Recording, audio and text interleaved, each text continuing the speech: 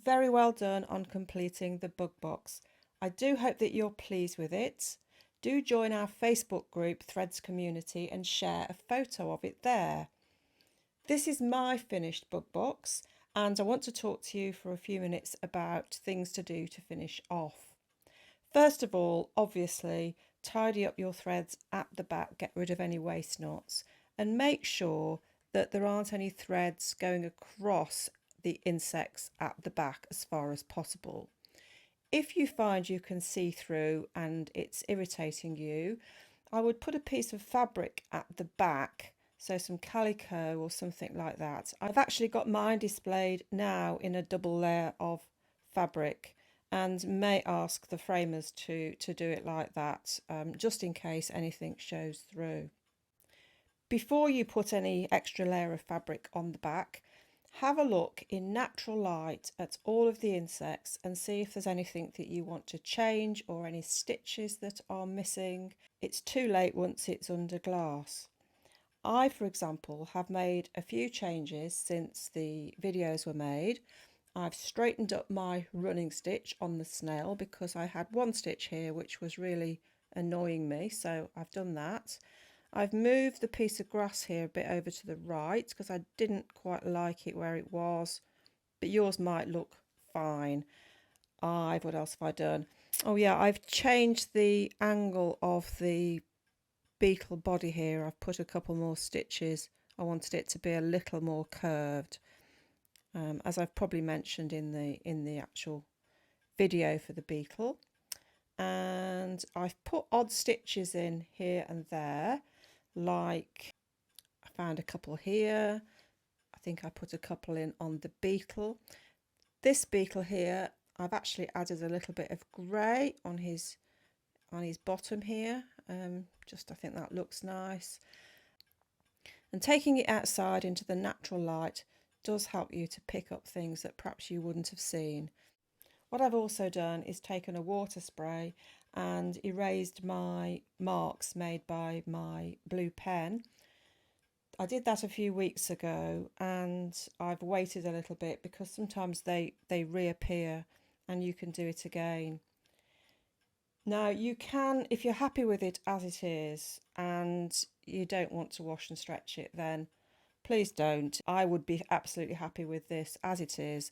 I'm going to have some hoop marks, but I'm going to frame it so that the mount covers the hoop marks.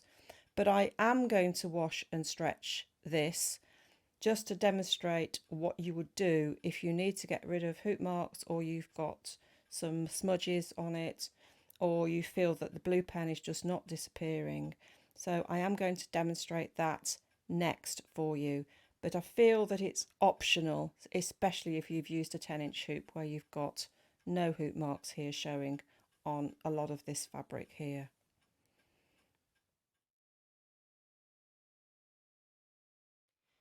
This is the first part of the washing and stretching process, and you can see, I don't know if you can see, but this is wet now. I have just washed it in lukewarm water with a little bit of mild soap. I haven't left it to soak, I've just dipped it in, given it a little wash and rinsed it, and it is now waiting to dry. I'm going to leave it to dry on a neutral coloured base, a neutral coloured towel, and then we're going to pin it out and stretch it. My embroidery is now completely dry, and as you can see, I've started to pin it out onto a notice board. I use a cork board with normal mapping pins. If you're at all worried about any colour coming out from your board, then put a piece of calico or a sheet on it before you lay your embroidery on top. I've tried to line up the edges with the sides of the notice board, and this is an angular design, so it's important not to pull it out of shape. So the embroidery is dry. I've put pins at inch intervals, so I've lined up those two edges. I put the corners in first and then added the pins, usually halfway and then a quarter, etc. So we're now going to put the other pins in. So you can do this corner first, and then what I would tend to do is this one, and just alternate from side to side so that you get it even. You're just trying to remove the creases, don't stretch your embroidery. You could, if you wanted to double check, overlay the hexagon design on top to make sure that you're not pulling any hexagons out of shape. You can also obviously get a ruler to it as well. So I'm going to put those remaining pins in, and then we're going to wet the work again. Now I'm going to simply spray the whole embroidery with a water spray.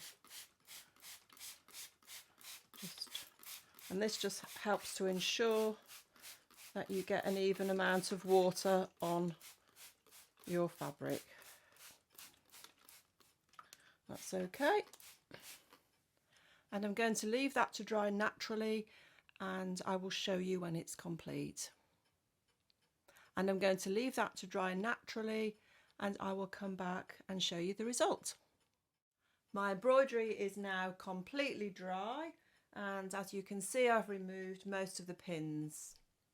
I hope that you can see that it's nice and flat with creases removed, and it's ready for framing. Many thanks for joining me on the Bug Box project.